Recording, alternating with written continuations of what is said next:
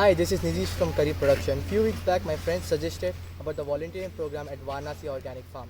It's located between Karnataka and Kerala border.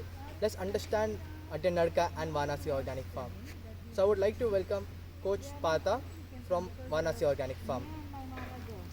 How are you doing, Coach Pata? How are you? I'm Good. fine. How are you? Good. Have a seat. Have a seat. Welcome to the farm. I hope you're having a lovely stay. Yeah, definitely. It's been an Quality amazing program.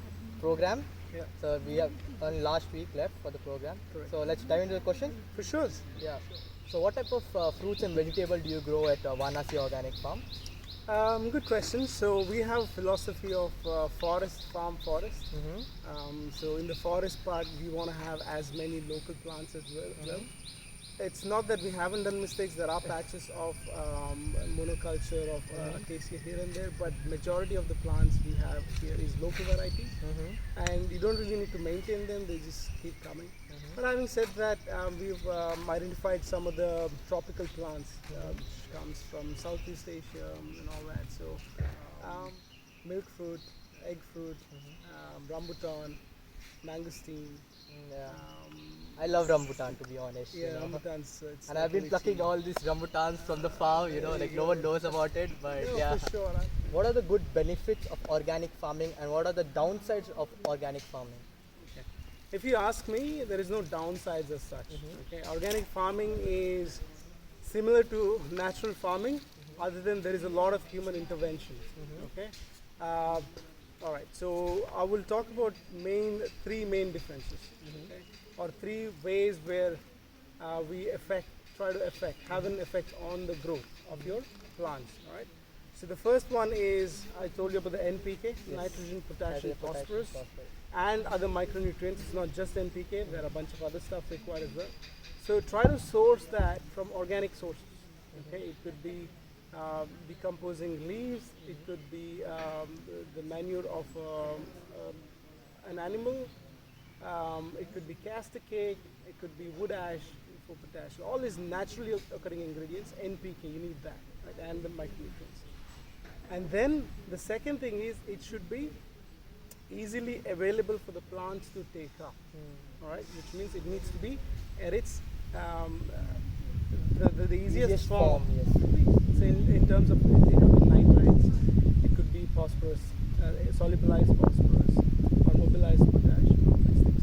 So here, once you have these ingredients, the second set is there are naturally occurring funguses, bacteria, macroorganisms such as millipedes, such as earthworms.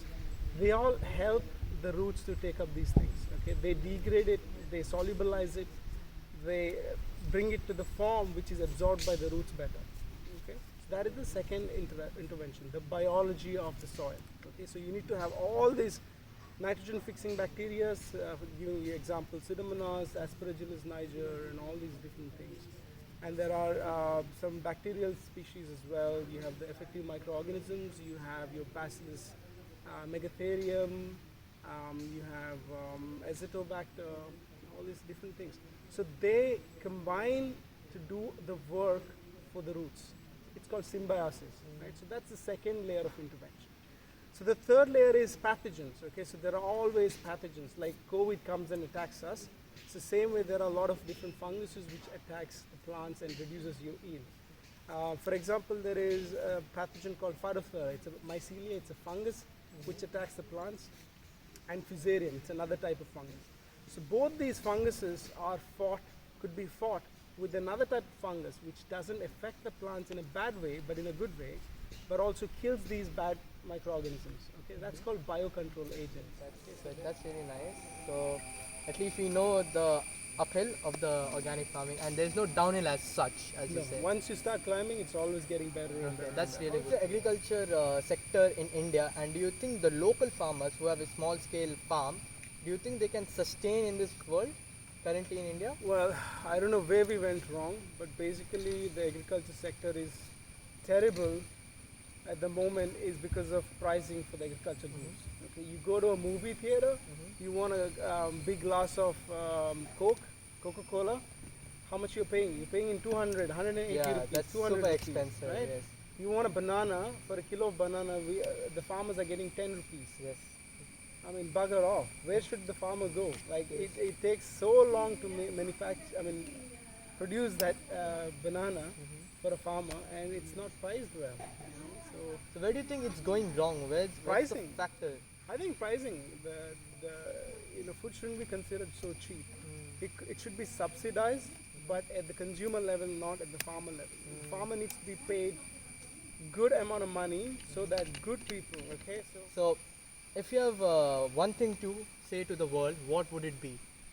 To the world out there. There is a lot, but I think right now, currently, what we really need to think about is we are borrowing this earth from our children. Okay, so we need to be very careful how we use it. So could you tell me about how the volunteer program started and how you got to know about this whole program? It all started when my parents started globetrotting with IFOM, International Forum for Organic Farmers Movement. And by looking at them, people started hearing about our farm. So back in 2000s, we had volunteers coming from Australia, coming and working with us for 3 to 4 weeks. And ever since I went to Australia, I was studying there, and I had an opportunity to mingle with very progressive people who are into farming, volunteering and all that. They used to call it woofing, willing worker on an organic farm. Woof. That sounded like a dog barking. Woof. Yes, Woof. yes, but that was pretty famous. Uh-huh. So I used to go and do voluntary work at different farms In Australia? In Australia, Okay. especially this farm called Food Forest. You guys should check it out. www.foodforest.com.au. It's in Australia, and they do a lot of permaculture courses. And then I did some moving in the US while traveling in Switzerland and stuff.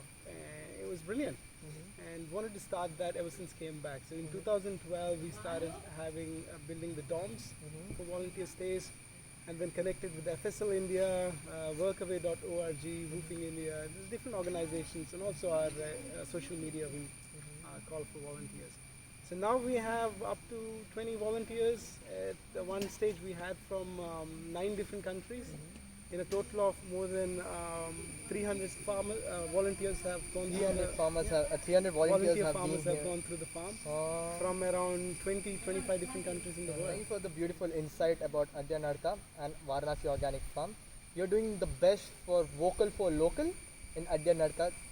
So it was really wonderful talking to you. And also Varanasi Organic Farm indulges in volunteer program. You can find the link on On our website www.varanasi.com. It's Yes. VARANASHI, not SI. It's SHI. and they take volunteers throughout the year, but they have something called capacity every time they take, and the minimum period to work at the volunteer program is it 1 month. 1 month. Is minimum. Yeah. So thank you, Coach Pata, for everything. Thank For you. your time. Thank you. Yeah, It was it was wonderful. wonderful talking to you. 4-5 classes. Come now.